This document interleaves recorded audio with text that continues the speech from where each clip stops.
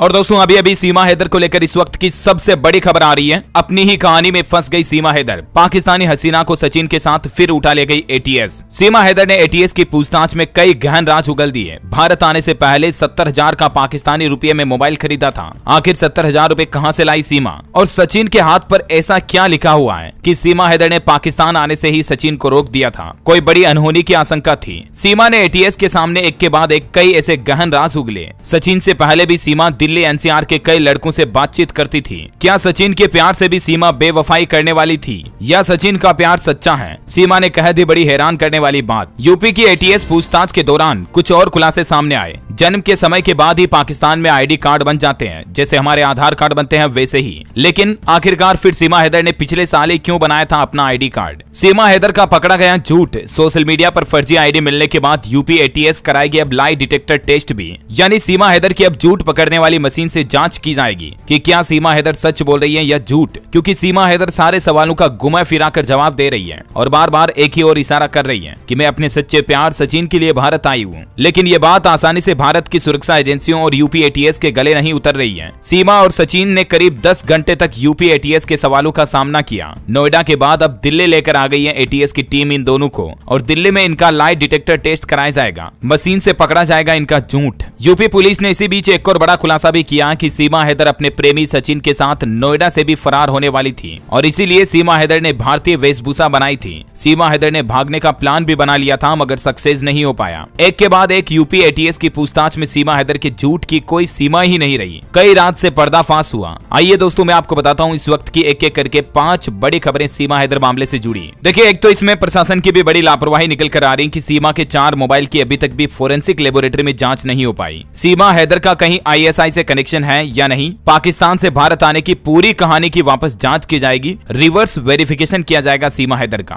सीमा हैदर की जांच में अब न सिर्फ यूपी पुलिस बल्कि intelligence bureau, IB, anti terrorist squad, ATS और भी देश की कई सुरक्षा एजेंसियां जुट गई हैं। और कल तो सीमा हैदर की नोएडा में पूछताछ की गई एटीएस के द्वारा, लेकिन आज तो एटीएस सीमा हैदर को लेकर दिल्ली आ चुकी है। सीमा हैदर से एटीएस ने 10 बड़े सवाल पूछे कि नेपाल के रास्ते जब वो भारत आई तो क्या बॉर्डर पर उसे किसी ने रोका नहीं? भारत में किस जिले से एंट्री मारी, यानी कहां से विदेशी बॉर्डर से भारत में घुसी सीमा हैदर? पाकिस्तान में कहां पर वो जमीन थी जो पैसों के लिए सीमा ने बेची थी? और पाकिस्तान में जो पबजी गेम खेलती थी सीमा, उसका यूजर नेम, आईडी, पासवर्ड क्या था? भारत आने में सीमा हैदर की किस व्यक्ति ने मदद की? पाकिस्तान की सिम कार्ड को सीमा ने क्यों तोड़ा? पासपोर्ट और पाकिस्तान आईडी कार्ड में जन्म तिथि साल 2002 ही क्यों लिखी हुई है? क्योंकि सीमा हैदर के कई डॉक्यूमेंट्स में अलग अलग जन्म तारीख देखने को मिल रही है। कुछ में सीमा हैदर 27 साल की है तो कुछ में 29 साल की, कुछ में 30 साल की है और एक डॉक्यूमेंट तो ऐसा भी है सीमा हैदर का जिसमें मात्र सीमा हैदर 21 साल की है। जी हाँ, साल 2002 जब डेट ऑफ बर्थ लिखी हुई है उसमें, तो 2002 के बाद तो 2023 में 21 साल की ही हुई सीमा हैदर। तो इतने फर्जी डॉक्यूमेंट्स बनाए हुए हैं सीमा ने पाकिस्तान में भी पहले से ही ऑलरेडी। और जैसे हमारे भारत में आधार कार्ड होता है वैसे पाकिस्तान में नेशनल आइडेंटिटी कार्ड होता है और वो जन्म के समय ही बन जाता है। लेकिन सीमा हैदर ने 20 सितंबर 2022 में पाकिस्तान पहचान पत्र बनाया था। अब एटीएस ये जांच कर रही है कि आखिर इतना लेट सीमा ने अपना आईडी कार्ड क्यों बनाया। जब भी एटीएस सीमा हैदर से कुछ भी सवाल पूछती है तो मानो वो बिना झिझक तुरंत सवालों का जवाब दे रही बड़े कॉन्फिडेंस के साथ। और इसी को देखते हुए एटीएस भी सतर्क हो गई और इस बात की जांच कर रहे हैं कि कहीं सीमा को चोरी छुपे कोई गाइड तो नहीं कर रहा। सीमा के परिवार में कितने लोग हैं, ससुराल और मायके में लोग क्या करते हैं, कहाँ रहते हैं। अब इन सब मामलों को लेकर भी सीमा से पूछताछ की जा रही है। क्योंकि जहां एक तरफ पहले से सीमा ने भारत आते ही दौरान झूठ बोल दिया था कि उसका भाई तो पाकिस्तानी आर्मी की तैयारी कर रहा है, लेकिन इस बीच हमें एक नया खुलासा देखने को मिलता है कि सीमा हैदर का ना सिर्फ भाई बल्कि उसका चाचा भी, यानी चाचा भतीजा दोनों